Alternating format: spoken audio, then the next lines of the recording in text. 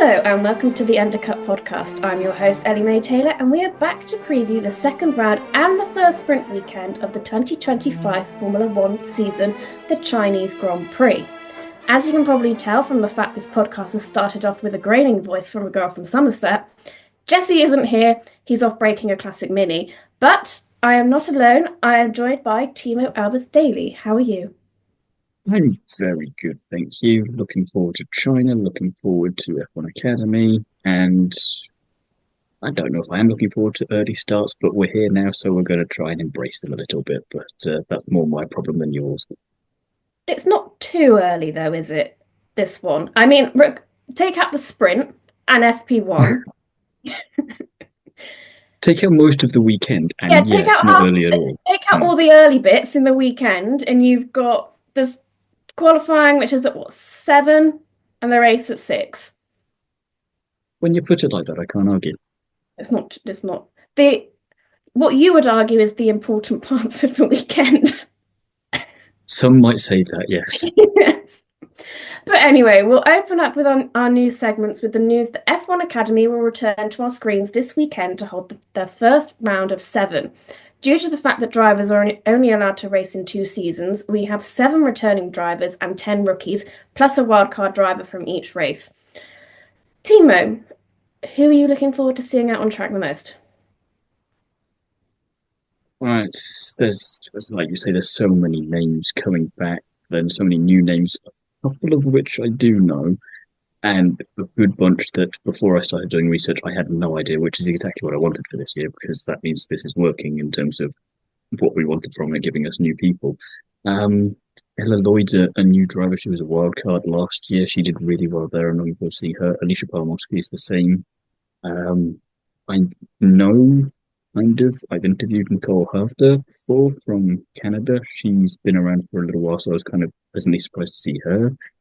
Then you've got people returning like Leah Block, who we weren't quite sure what to expect with her last year, and we saw some interesting driving as she probably remembered halfway through certain tracks that she wasn't in a rally car, and that doesn't work the same way as a single-seater, but that was quite entertaining. But she was quite a revelation in terms of the progress she made over the course of the season. But then you've got potential championship killers like Dorian Pan and Maya Werg, and you're just going, I don't know. I'm looking forward to seeing all of them, and that's not very helpful for answering this question. Yeah, I agree. It's almost annoying that we have got only just the 2 seasons that these girls can go out and race in this series, because I think people like Leah Block, who didn't previously have any single-seater experience, you saw how well she did in the first season. Whether a second season is enough for her to be in a championship winning contention, I guess we'll find out, but I almost feel like it's not enough. I feel like maybe it should be 3 seasons, because then that's kind of a nice...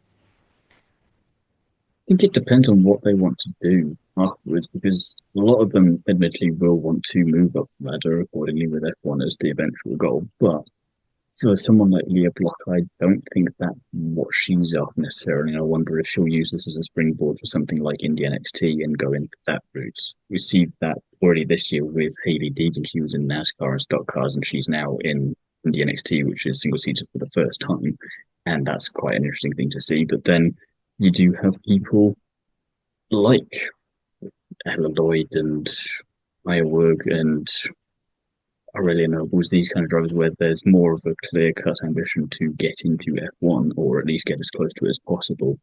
And like you say, is it enough, or is it that foundation? Is it kind of living up to its name as an academy? And if it is, then do we need to look at that prize again for what do you get at the end of it? Because I've made a note here of asking you a question of which of these drivers would you like to see in Formula 3 from the veterans? Because if they're not going to be there next year, you still want them to jump into a 3 and by F3, I don't mean Eurocup F3 or British GB3 or something like. I mean Formula 3, full stop. And it's an interesting question, and almost as hard to pick as trying to decide who's going to be the champion this year. I say that like it's up to us, but we're going to have a guess anyway. Yeah, go on. Who do you think? Put it straight back on me then. Yeah, put it straight back on you. Gives you an extra 10 seconds to go, crap, I don't know who I'm choosing. I think returning drivers would be quite fun. Everyone's going to say the obvious contenders, I think, but I'm going to go for Leah Block just because that would be a hell of a story.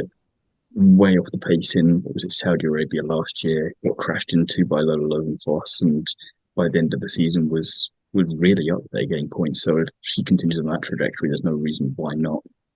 From the new drivers though, if that'd be a rookie, which I'm not against, I really like Nina Gateman's story of how she's come about and done stuff. And she's been out of the actual physical racing car for a little bit, but now she's back and she's been in the Formula Winter Series along with a couple of other drivers that are coming into it this year.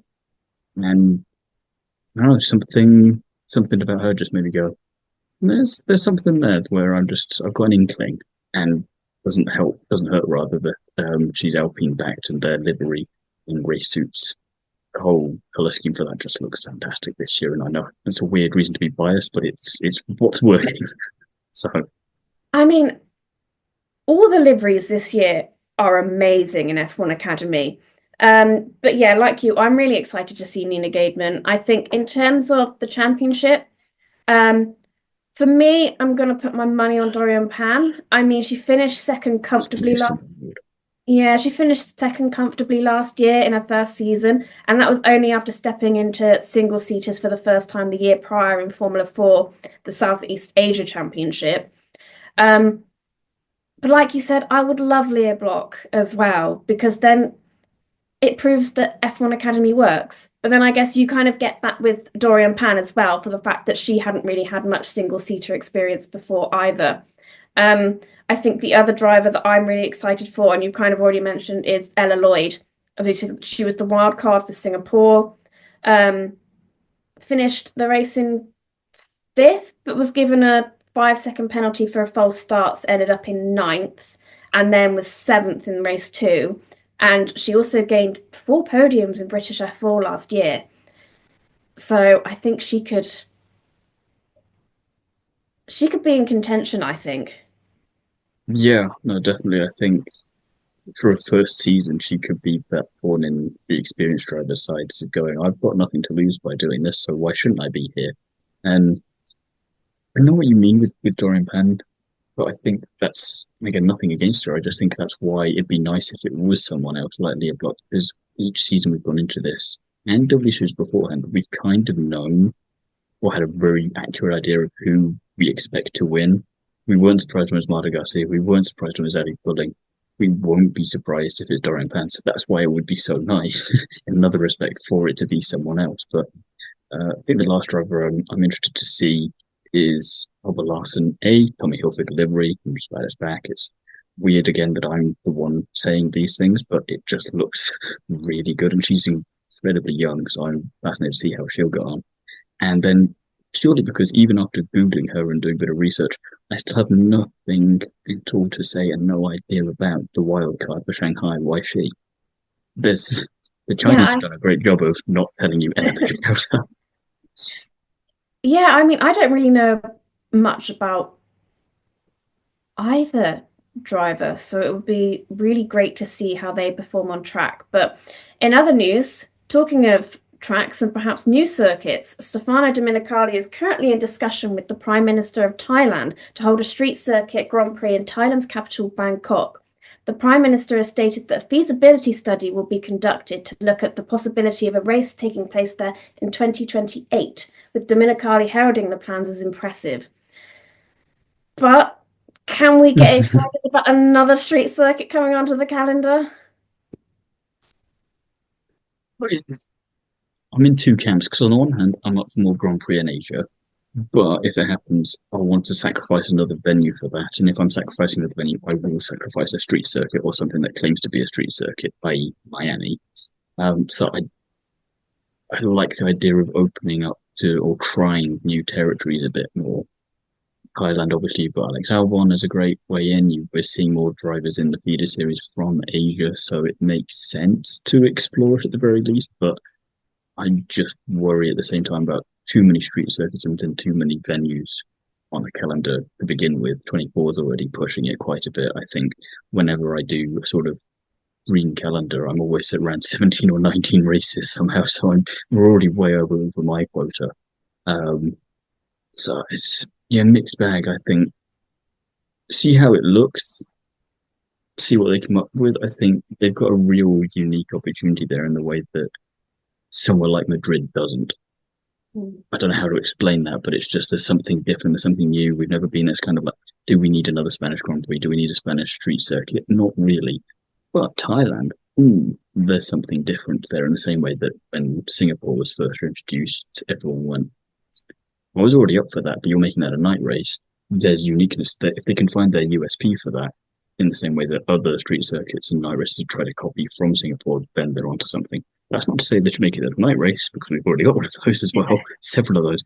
But if they can find a neat way around that, then I'm up for it. Yeah, I kind of want to sort of touch on your point about there being obviously so many races already, and then we always are hearing of more potential circuits coming onto the calendar. We currently have four Asia Pacific races on the calendar. Do you think if Thailand is introduced, they'll start doing what they're going to do in Europe and start rotating the circuits? I mean, as well, were they not in talks that long ago about Malaysia coming back as well? Yeah, that was one of the things, and obviously everyone likes to bring Vietnam back into it every now and again just for the sake of variety, and Korea occasionally.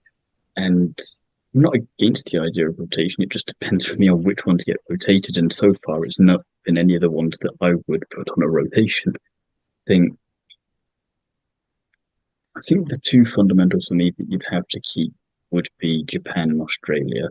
If we're looking at Asia Pacific, it wouldn't feel right without them.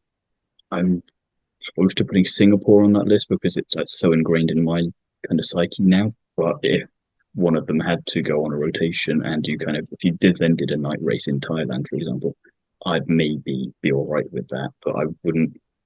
Yeah, you've got to be careful on which ones you do. How long is the rotation? Do you have three circuits on rotation? You get Singapore once every 3 years, then is that the kind of deal? How do you manage that? And I think that's where another large part of the trick's going to be. And as Dominicali said in the same interview, I think he mentioned there was interest from other South American countries where you potentially then have the same problem because how many of those do you say yes to? How many do you try? Where do you add them in? All the rest of that sort of thing. And whilst you're on that, where in South America would you want F1 to go? Because you didn't say where specifically, but I can imagine there's quite a few interested parties. I'd quite like to go back to Argentina. I knew you say that. Was that yours? No, no, I was thinking that was the route one because I think they're obviously very keen because of Colapinto and all that, and they've got track tracks there. I think they just need bringing up to the standards that everyone needs them to be. Well, Good luck being able to Argentina afford as tickets if you're well. there, though. But go on. Argentina also has history within F1. It So does. I I think think the only for me, I just like the idea of really new ground. So kind of Chile, Uruguay, Peru. It's just you've not heard of a Chilean Grand Prix or a Peruvian Grand Prix. It's just fun sounding in the same way that a Thailand Grand Prix would be good fun. It's kind of we've gone to Korea, we've gone to India before. It'd be fun to go back, but somewhere new we haven't been before. That would be quite fun. Um, and just put us in charge of the calendar already, and we'll just sort it out. I agree with that. I mean, I may reduce the numbers a little bit just for It'll no. add to the excitement though, because then every Grand Prix really matters these days. Well, exactly. But we'll move on now to some more F1 specific news that relates to the Chinese Grand Prix. And following on from the analysis made in Australia, the FIA are going to toughen up their rear wing flexibility tests. When a 75-kilogram load is applied to the rear wing, the slot gap must not vary by more than half a millimeter instead of 2 millimeters, with a temporary quarter of a millimeter tolerance for China. All cars passed this test in Melbourne. However, the FIA are toughening up the rules as analysis shows that there has been enough deformation to justify stronger controls. There is also talk that front wing flexing will start to be addressed from the Spanish Grand Prix onwards. Obviously, the biggest culprits of flexi wing last year were McLaren, who had to adjust their rear wing after the Azerbaijan Grand Prix. Do we think it's going to have much impact on the teams now? hard to know, isn't it? Really, because until you see them change something, you don't know for certain, and you never know for. It's kind of we've seen this with other cars with different technical aspects before, and you go, oh, surely that can't change too much, and some of them really didn't, and then other ones really did, and it's usually the other way round of the ones you expect it to be, and you go, oh, okay, we still haven't quite cracked how to predict that accurately. It it's interesting because you know look at it now after China. Will we see something that soon? I don't think so. Will we see something after Spain? And if we do, how will that impact the championship? Depending on where everyone is by then, we'll definitely have an idea of the pecking order by then. So if there's a tweak and then McLaren say they're off ahead or something, and they suddenly start getting drawn in a lot easier, then you're going to go, oh, maybe we should have looked at this sooner. But then it gets into the grey area of legality and how long is something I've been legal for, and did we think about this in the loopholes and all that sort of thing. So it just gets into very murky territory very quickly, a bit like the swampland under Shanghai. Well, I mean, the teams are already aware of it, aren't they? I mean, you think Mm. McLaren made those changes last year. Apparently, it wasn't just obviously McLaren. There's, I think, Ferrari. I'm not sure of sort of the other teams. They, I think, were quite big on testing in last week's race in Australia, to make sure that they were fitting into the regulations. So I, for me, I don't think we're gonna see too much of a change. I could be wrong. I also don't know how much difference half a millimeter instead of 2 millimeters, how big a gap that really is in engineering terms. Um, I just think, So one disadvantage we have there is yeah, we know enough to get by, but we don't know enough we haven't read Adrian Newey's book enough to know for absolutely certain. no, he hasn't really mentioned any of that, annoyingly. But I think it states in the regulations that bodywork, obviously, besides when DRS is activated, should not move. So really, I think the FIA are just kind of enforcing the regulations here. I'm not kind of mad at it. Oh no, I'm not. I don't think I'm mad at it at all. It's just kind of measuring what the impact will be, if any, and how soon we'll see it, and what other workarounds teams will try and find, because they inevitably will attempt that. And Adrian Newey's probably sitting at Aston Martin right now, going, "Let's see, how can I maybe give them some advice for this year, and also does this impact anything for next year at all? While I'm here and double checking everything before I go and make a masterpiece." Well, exactly that. And in order for them to even be tested on their flexi rear wing, the cars actually need to be out in China. And Does help. it does help, but McLaren, Red Bull, Mercedes, and Aston Martin have all suffered flight delays to China. The team's flight flights from Melbourne to Shanghai were delayed by at least 8 hours, meaning that the team's cargo wasn't received until late Wednesday afternoon. Pirelli also suffered delays with their shipments, and as a result, the FIA have extended the allocated 5.5 hours given to teams to work on their cars by half an hour, despite the FIA not really being concerned that the teams won't have their cars ready for FP1. I don't think it's going to be too much of an issue, is it? No, the way they talk about it, you think it would be an old Top Gear build challenge where it's all gone terribly wrong and they're not going to be ready in time and it's all going to go hilariously wrong.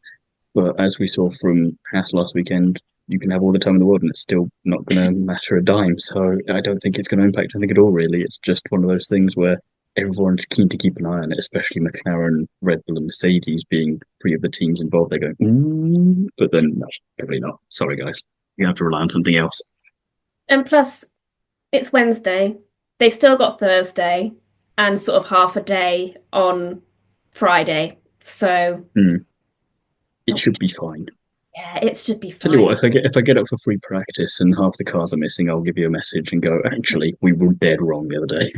It's impacted it massively. Actually, I think you need to wake up. There's kind of They're chaos. using the F1 Academy cars. Yeah. At least we'll have some nice liveries. But anyway, we'll move Lewis on Hamilton now. and Tommy Hilfiger. Ooh, sorry, go on. Yes, that will return, won't it? Tommy Hilfiger have obviously gone away. But yes, we'll move on now to some fun facts. And speaking of Hamilton, he's the most decorated driver in China with 6 wins, 6 pole positions, 9 podiums, and 4 fastest laps. The lap record for this circuit is still held by Michael Schumacher, putting in a time of 1 minute 32 in 2004. Do you like that that's still there? I almost don't want it to ever go away. No, there's a couple like that, aren't there, where you go, oh, Barakello's got no one one's taken that somewhere. from last year. I was going to say Barrichello, I know Yeah, still has one somewhere, and it's like, please just last a bit longer. It'd be yeah. nice.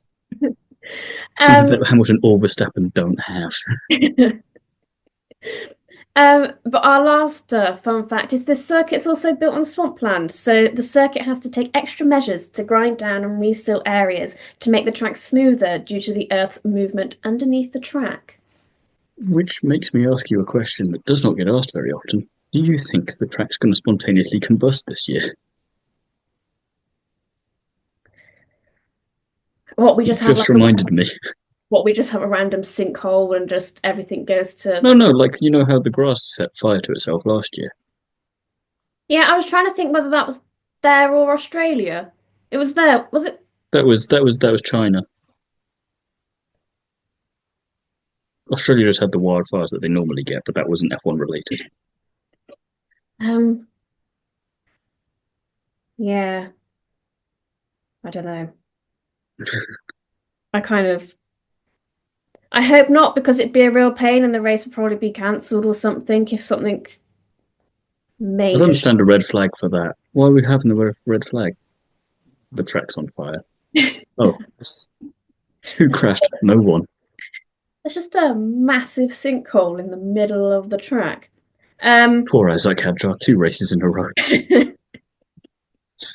um, Speaking of predictions, I don't think Bat has made it into any of our predictions. A bit too wild even for us. It may be a bit too wild even for us. So, Thiemo, your poll prediction, please. I'm still on this train and will be until someone throws me off it. So Lewis Hamilton for pole position. Last weekend it was just everyone gets a freebie. It's gonna be back to business as normal now. They're going to actually be able to set up their car properly. Um, Exactly.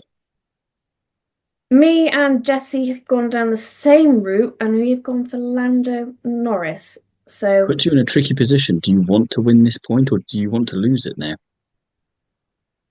well, see, this is the issue because if we go by our podiums as well, we've both gone for Norris win, Piastri in second. The only difference is I've gone for Verstappen in third and he's gone for Hamilton in third. But yours This is are, why I like being the outlier. yeah, I, well, I, I either win by myself or I lose by myself. I'm not tethered to anything. it's annoying because I'd already thought of my predictions, and then when I obviously came to write them down, and I thought, well, I'm Damn. not changing them. I'm sticking to my guns. If I get points, then so does he. I've still got those two more than him. But you So, also know that you'll have only got those points because you got yours. well, exactly. So, seeing as yours I've are, put Verstappen on my podium, yeah, but I put him in P2. I reckon Piastri's going to bite back this weekend and he's going to win the race, and then we're going to get a cheeky Charles Leclerc in third. it would heat up the championship a bit, wouldn't it? The I parts think might so. get a bit boring. Fastest lap. Mainly because I realised I hadn't put him on my podium and thought, oops, I should put him somewhere. I've given George Russell the fastest lap for this weekend. I'm gracious like this. A few years ago, George Russell fastest laps did me really well. So Better than me choosing Carlos Sainz. better than you choosing Carlos Sainz, yes. I've gone for Oscar Piastri this weekend, and Jesse has gone for Charles Leclerc. Um, Both are doable, aren't they? Yeah, all three are annoyingly doable, but yeah, I think I like that we can't call that. We've got three different teams and three different drivers there, so there's kind of shows that we are still hopeful for the season, even if it's just for a fastest lap. Your podium is not that varietous, but your fastest lap is comparison. And they don't even get a point for it, but we still do. Um, your wild prediction. Well, I thought mine was. I can't tell if yours is more wild or not. We've both gone down similar roads, and they're kind of adjacent to each other, but I'm not sure which one is bolder. I said that three rookies finish in the top 10 of the Grand Prix, and yes, that does include Fernando Alonso. You've actually gone down a similar route. Yes, I've said every rookie finishes the race. Um, Which after last weekend is bold. yeah. I thought that, I thought the weather was going to be a bit more unpredictable. I thought it was going to be raining, so I thought that was really bold. But then I think I was reading somewhere that actually I think it's meant to be quite dry. But It's just China. Things can change pretty quickly with the weather there if they want to. exactly, and it's still, I'm not even sure how many rookies we have. I feel like it's still, there's still enough of them for it to go wrong. I'll ask you a slight caveat then, because it's a sprint weekend. Obviously, there's more risk of calamity earlier on. Which, if you're Bearman, you're going, please no. Um, if for every rookie to finish the race, every rookie has to start it. Well, Have you thought about that? yes. Because if you have, then I think you've probably got the bolder prediction. I just need three people to finish. Um, yeah, Ladies and gentlemen, she's now wearing a face of regret as she realizes the consequence of her actions. yeah, I didn't think, oh, some of them might. I didn't think we'd have to do that well, before last weekend anyway, but now I'm having to ask questions I hadn't thought of just in case, especially with a sprint now. Yeah, it could be so catastrophic in the sprint that they don't even start the race, but hopefully they will. My thought process more was like, oh, yes, it's a sprint. Are we throwing the rookies into the deep end even more? Yes, but they have a chance of it because they've got what, a quarter of a race or a third of a race and a whole race. They can hopefully, we can hopefully They see. just won't race in the sprint. They'll just use it as another practice session. Okay, we'll just slow down. We'll go to the back of the pack and we'll just deal with ourselves for a little bit. And you can lap us as much as you like. We're just going to get to grips with it. Well, I was hoping that, if something goes wrong in the sprint, we can be like, oh, well, we've got the race to, build ourselves back up. So there's always a positive. Or say they do well in the sprint, but something happens in the race, we can be like, well, we can take the positives from the sprint. That was what I was They still got to hoping. finish the race. Yeah, So if well, something bad can happen in the Grand Prix, but that's fine as long as they still drag the car over the finish line at the end. yeah, they don't, is it, they can still crash on like the second to last or last lap and still be classified. So You're just ironing out the kinks to make sure she's got everything nailed down. maybe I slightly changed the wording of the every in that they're Brackets, classified. including plus 75% race distance covered. Yes, exactly. Um, Jesse's gone for double racing ball points. He's really, I mean, I said I was sticking to my Ferrari hype train. He's doubling down yet again on his Racing Bulls train for the last, what is it, 4 or 5 years, and we'll see if it comes into a station at any point this season. Qualifying they can do, points not yet, Yeah, I would like them to do well, but it is a wild but not. prediction. You'd like them to do well, such as one car getting into the top 10, preferably a rookie. Well, it was hard enough for them to get into the points the last race, wasn't it? So, That's why I'm bargaining with you on that one. So it helps yours, it helps mine, and it shows just how wild his was. yeah. Anyway, that's that's all we have for this episode of the Endicott podcast. We'll be back next week to review the Chinese Grand Prix. In the meantime, though, Thiemo, where can the listeners find you if they want more of your work in the meantime? Awake at all hours because I'm a silly sod and I keep volunteering for early morning shifts for no good reason. But I'll be writing for everything F1 this weekend for the Chinese Grand Prix and for F1 Academy, and that'll probably keep me busy enough for the meantime between now and the Chinese Grand Prix review. What about yourself? I imagine tucked up in bed watching the Chinese Grand Prix and trying not to leave. Yeah, that's pretty much it. I still haven't had a full night's sleep since last Thursday due to F1 related shenanigans. Dedication is admirable. The dedication is admirable, but I really want some sleep. You Especially with won't find her anywhere in the meantime. Yeah, you won't find me anywhere. I will be hibernating. So, thank you for listening. We will be back for the Chinese Grand Prix review.